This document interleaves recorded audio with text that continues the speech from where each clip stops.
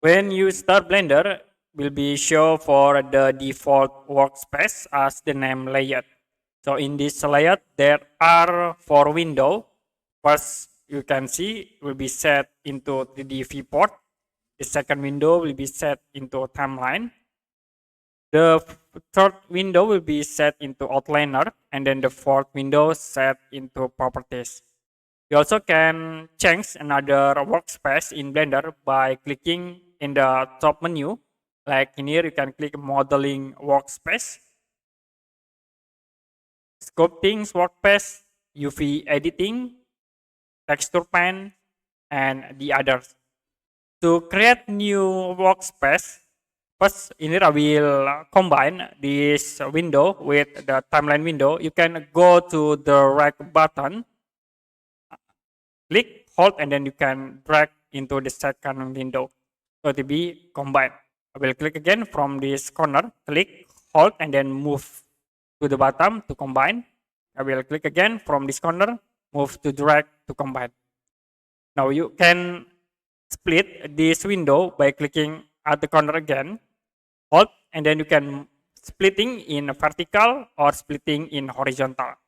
So I will click in the vertical, we split again in horizontal, and I will split in vertical. Now you can change window editor. Okay, you can click at these icons. I will set like in here into UV editor.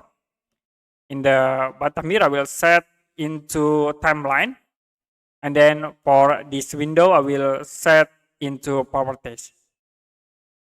Now to save this workspace, you can click plus icon and then click duplicate current. So it will be show for the layout 0.001 workspace. Double click to rename. Like I will set the name into example and click offset to apply. Now you can save this file, click file, go to save as, and I will save in my folder. Okay, I will save in this folder file, and you can set the name example workspace. Click save as.